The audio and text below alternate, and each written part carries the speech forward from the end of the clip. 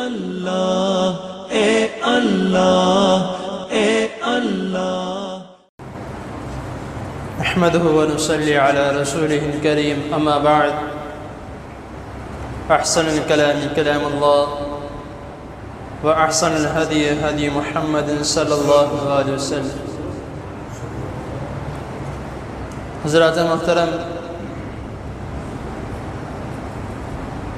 قربانی کے متعلق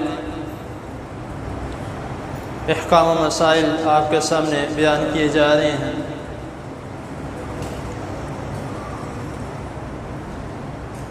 کئی مرتبہ بات تھوڑی لمبی ہو جاتی ہے، تو کوشش کیا کریں کہ بات کو مکمل سن لیں، کیونکہ اللہ تعالیٰ کی توفیق سے، اللہ کے فضل سے جو بھی بات ہوتی ہے انشاءاللہ تعالیٰ اس میں آپ کا اور میرا فائدہ ہے۔ جس طرح کی بھی بات ہو، آپ سب کو علم ہے، اور الحمدللہ، شکر الحمدللہ، بہت سے لوگ آپ میں سے ایسے بھی ہیں جو اللہ تعالیٰ کے فضل و کرم سے مثال دیتے ہیں، کس وجہ سے کہ میں جو بھی بات کرتا ہوں اللہ کے فضل سے، اس میں میرا کوئی کمال نہیں ہے۔ جو بات کرتا ہوں صحیح حدیث کے مطابق، وہ کس وجہ سے کہ اگر میں کوئی غلط بات کرتا ہوں تو ظاہری سی بات ہے اس غلط بات کرنے کی وجہ سے مجھے بھی گناہ ملے۔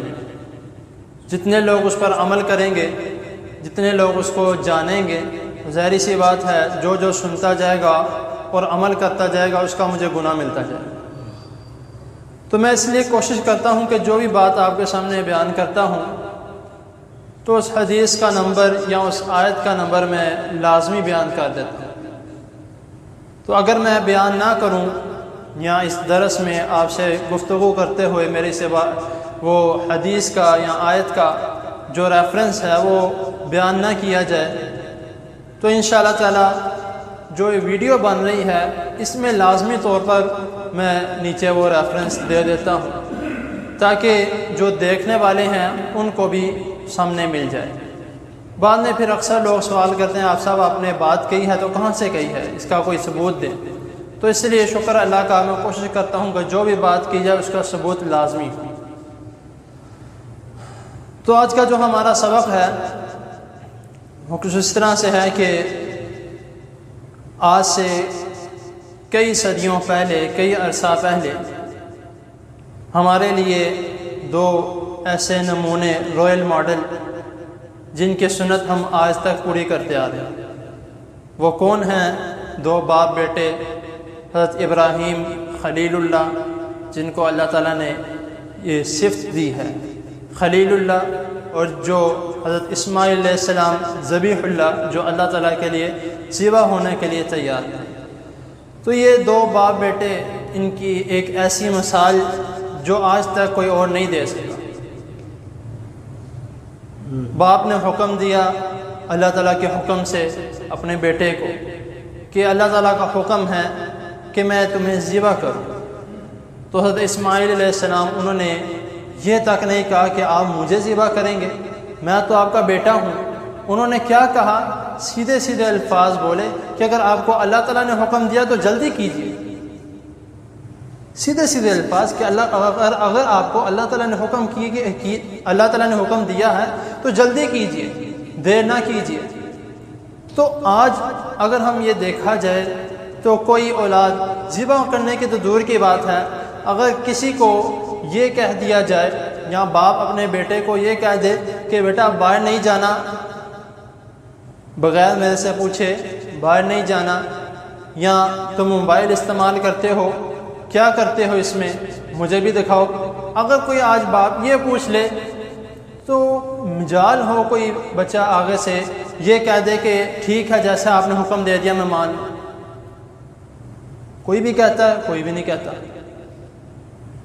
وہ مثال جو حضرت ابراہیم اور حضرت اسماعیل کی تھی وہ آج تک کوئی بھی نہیں اس طرح کی مثال دے سکتا۔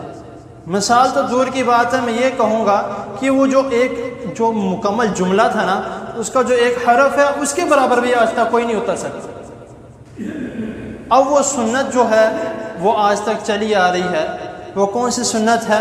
قربانی کی سنت ہے، اور یہ سنت کو اب تک یہ زندہ ہے۔ اللہ تعالیٰ نے اس کو ایک مکمل طور پر فرض قرار دیا کہ لازمی یہ کرنا ہے، جو نہیں کرتا اس کے لیے بھی اللہ تعالیٰ نے حکم دیا ہے۔ رسول اللہ صلی اللہ علیہ وسلم فرما رہے کہ جو استطاعت ہونے کے باوجود یہ کام نہیں کرتا، قربانی نہیں کرتا، وہ ہم میں سے نہیں ہے، یہاں تک کہ آپ صلی اللہ علیہ وسلم فرما رہے ہیں۔ تو یعنی کہ یہ ایسی سنت ہے، ایسا یہ ہم پر فرض ہے کہ کیوں اس طرح ہوا؟ صرف اور صرف اللہ تعالیٰ سے محبت کی وجہ سے۔ ان کی اللہ تعالیٰ نے جب حضرت ابراہیم علیہ السلام نے اپنے بڑھاپے کی عمر میں یہ دعا مانگی کہ اللہ مجھے اولاد عطا فرما، تو اللہ تعالیٰ نے جب ان کو ایک اولاد ہوتی ہے کہ شادی ہوئی ہے، تھوڑی دیر بعد اللہ تعالیٰ اولاد سے نواز دیتے ہیں، اور جب کافی عرصے کے بعد جب اولاد ہوتی ہے تو اس سے ایک الگ طریقے سے محبت ہوتی ہے۔ تو وہ محبت اللہ تعالیٰ آزمانا چاہتے تھے کہ میں آزما کے دیکھوں کہ مجھ سے زیادہ محبت کرتے ہیں یا اپنی اولاد سے زیادہ محبت کرتے ہیں۔ جب اللہ تعالیٰ نے آزمایا تو کیا ہوا؟ حضرت ابراہیم علیہ السلام کامیاب ہو گئے، اور اس اللہ تعالیٰ کی محبت کی وجہ سے اللہ تعالیٰ نے ابھی تک ان کی یہ جو سنت ہے، ان کا یہ کام ہے، ان کا یہ اللہ تعالیٰ کے لیے ذبح کر دینا، یعنی کرنے والا جو تھے، ان اللہ تعالیٰ کو اتنا پسند ہے کہ اللہ تعالیٰ نے قیامت تک اس کو سنت بنا کے بھیج دیا۔ تو ہمیں یہ چاہیے کہ ہم اس سنت کو ہم بھی زندہ رکھیں۔ اللہ تعالیٰ نے ہمیں توفیق دی ہے تو ہم قربانی کریں، لیکن اب ہماری قربانی کس طرح کی ہو گئی ہے؟ ہم یہ قربانی صرف اور صرف شو آف کے لیے کرنے لگ گئے، اس کو ہم سنت نہیں سمجھ رہے۔ اب بہت کم لوگ ایسے ہیں الا ماشاءاللہ جنہوں نے اس کو اب تک سنت کے مطابق اس کو چلا کے رکھا۔ تھوڑا سا امیجن کیا جائے کہ اگر اللہ تعالیٰ حضرت اسماعیل علیہ السلام کی جگہ جنت سے دمبا نہ بیچتے تو آج کوئی اس بات پر پورا اترتا کہ اپنی اولاد کو ذبح کرتا؟ کوئی بھی نہیں کرتا۔ حضرت ابراہیم علیہ السلام کے بعد میرے حساب سے کوئی بھی ایسا نہ کرتا، لیکن اللہ تعالیٰ نے ہمیں یہ ایک تحفہ دیا، ایک انعام دیا، تو ہمارا حق بنتا ہے کہ ہم اس کو سنت کو مکمل کریں۔ اس سنت قربانی کی جو ہے ہم اس کو اچھے طریقے سے جو سنت کے مطابق ہم کریں۔ یہ نہ سمجھیں کہ عید الاضحیٰ آ گئی ہے تو اب ہم بکرے لے کر آئیں گے، اونٹ لے کر آئیں گے، گائیں یا ویڑا لے کر آئیں گے، آگے اس کو ہم قربان کریں گے۔ اس کو ہم نے شوق بنا لیا ہے۔ شوق تو ایک علیحدہ ہے کہ بچوں کو دیکھتے ہیں کہ گھر میں بکرے آئے ہیں، گھر میں کوئی ویڑا آیا ہے، اونٹ آیا ہے، تو بچے ایک شوق ان کے سامنے دیکھتے ہیں لیکن ایک سنت اور شوق میں فرق ہوتا ہے۔ اگر ہم سنت کے مطابق چلیں گے تو باقی چیزیں ہمیں مل جائیں گی۔ وہ ایک مثال کے طور پہ ایک صحابی کے بارے میں آتا ہے نا کہ اس نے اپنے گھر کے اندر ایک سوراخ کیا، تو رسول اللہ صلی اللہ علیہ وسلم نے ان سے سوال کیا کہ آپ نے اپنے گھر کے اندر یہ سوراخ کیوں کیا؟ انہوں نے کہا کہ اللہ کے رسول صلی اللہ علیہ وسلم میں نے ہوا کے آنے جانے کے لیے کیا۔ تو رسول اللہ صلی اللہ علیہ وسلم فرماتے ہیں اگر آپ اذان کے لیے کرتے تو ہوا تو آ جانے تھی، لیکن آپ کو جب تک وہ سوراخ کھلا رہتا، اذان آتے تھے، آپ کو سوا ملتا رہتا۔ تو یہی مثال ادھر ہے کہ ہم اگر سنت کے مطابق سنت سمجھ کے ہم قربانی کرتے ہیں تو وہ شوق تو ہمارا پورا ہو رہا ہے، یا بچوں کا شوق تو پورا ہو رہا ہے، لیکن ہمیں اس سنت کا ثواب ملتا رہتا ہے۔ ہم یہ سمجھتے ہیں کہ جو سب کچھ ہمیں دکھایا گیا یا جو ہم قربانی لے کر آ رہے ہیں تو اللہ تعالیٰ کو کیا قربانی پہنچنی ہے؟ اللہ تعالیٰ کو تو قربانی نہیں پہنچنی۔ حضرت ابراہیم علیہ السلام حضرت اسماعیل علیہ السلام کو اگر ذبح بھی کر دیتے، مثال کے طور پہ اگر ذبح بھی کر دیتے تو اللہ تعالیٰ کو کیا حضرت اسماعیل علیہ السلام کا خون پہنچنا تھا؟ نہیں، اللہ تعالیٰ کو حضرت ابراہیم علیہ السلام کی محبت پہنچنی تھی، ان کا تقوی، ان کا ایمان پہنچنا تھا۔ تو اسی طرح اگر ہم آج سنت سمجھ کے قربانی کرتے ہیں بغیر شو آف کے، یعنی کہ دکھاوے کے بغیر اگر ہم سنت سمجھ کے قربانی کرتے ہیں تو اللہ تعالیٰ کو ہماری قربانی کسی کے لیے قبول نہیں ہے، یعنی کسی کے طور پہ اللہ تعالیٰ نے نہیں لینی، یا اللہ تعالیٰ نے اس قربانی کا نکلتا ہوا خون نہیں چاہیے اللہ تعالیٰ کو کیا چاہیے؟ اللہ تعالیٰ فرماتے ہیں لَن يَنَالَ اللَّهَ لُحُومُهَا وَلَا دِمَاؤُهَا وَلَكِنْ يَنَالُهُ التَّقْوَى۔ اللہ تعالیٰ فرماتے ہیں کہ مجھے ہرگز تمہاری قربانی کا خون نہیں چاہیے، مجھے کیا چاہیے؟ وَلَٰكِن يَنَالُهُ التَّقْوَىٰ، بے شک البتہ اور لیکن مجھے تمہارا جو تقوی ہے وہ چاہیے۔ اب ہمارا تقوی کس طرح کا ہے، یہ ہم کیا کرتے ہیں، ہم کس کے طور پر کس نیت سے ہم قربانی کرتے ہیں، یہ اللہ تعالیٰ نے وہ دیکھنا ہے۔ اگر ہماری نیت سنت کے مطابق یہ عمل کرنے کی ہے تو انشاءاللہ تعالیٰ اللہ تعالیٰ ہماری قربانی لازمی قبول کریں گے۔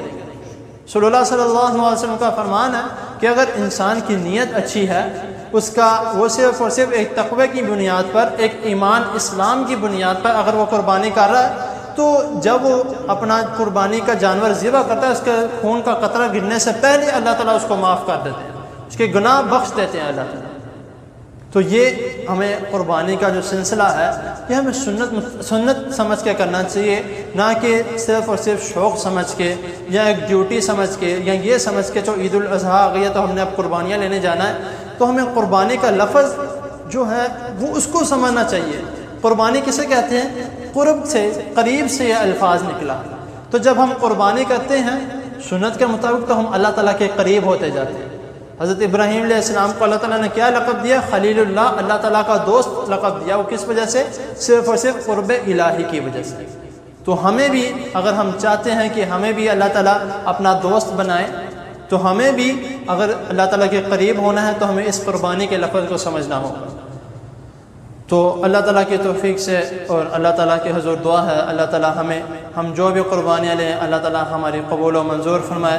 اور ایک اور جو آخر میں ایک مسئلہ کہ یہ پوچھا بھی ہے کئی دوستوں نے کہ قربانی کے حصے کے بارے میں یہ کیا ہے، تو رسول اللہ صلی اللہ علیہ وسلم کی حدیث ہے، سنن ابن ماجہ کی حدیث ہے، حدیث نمبر 3131 میں کہ صحابہ کرام رضی اللہ تعالی عنہم بیان کرتے ہیں کہ ہم ایک سفر میں تھے، وہاں پر ہم نے ایک اونٹ کی 10 بندوں کی قربانی، 10 بندوں کا حصہ ڈالا ایک اونٹ میں، اور ایک حدیث میں 7 بھی آتا ہے، دونوں حدیثیں ٹھیک ہیں کہ 10 بندوں کی اگر 7 بندے مکمل ہو جاتے ہیں وہ کہتے ہیں ٹھیک ہے تو 7 کی بھی ٹھیک ہے، اگر وہ 10 کا کہتے ہیں تو 10 کی بھی جا سکتی ہے۔ اور ایک گائے کی یعنی جس کو ویڑا بھی ہم جو خریدتے ہیں اس کی 7 قربانیاں یہ جو۔ اور اگر ایک اور جو اس میں بات آ رہی ہے آج کل جو لوگ پوچھ رہے ہیں وہ کہتے ہیں کہ کیا ہم اس میں اپنے کسی فوج شدگان کا حصہ ڈال سکتے ہیں؟ اگر ہم نے کسی فوج شدگان کا حصہ ڈالنا ہے تو وہ صدقے کا گوشت ہوگا، وہ آپ کا قربانی کا گوشت نہیں ہوگا، وہ صدقے کا گوشت ہوگا۔ اگر آپ اس میں اس بنا پر حصہ ڈالتے ہیں تو پھر ظاہری سی بات ہے اگر وہ آپ کو اس کا گوشت پہنچاتے ہیں تو آپ خود نہیں کھا سکتے، وہ آپ باہر پہنچاتے ہیں۔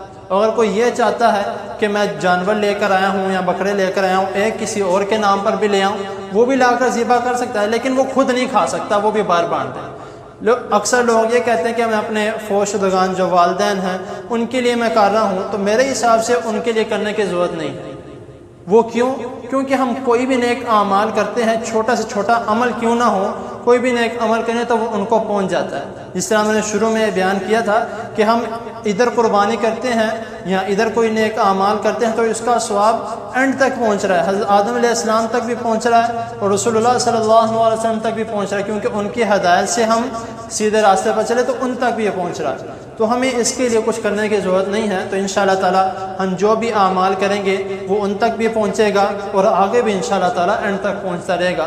تو اللہ تعالیٰ کے حضور دعا ہے اللہ تعالی ہمیں صحیح دین کو سمجھنے کی، اس پر عمل کرنے کی توفیق عطا فرمائے۔ جزاکم اللہ خیر۔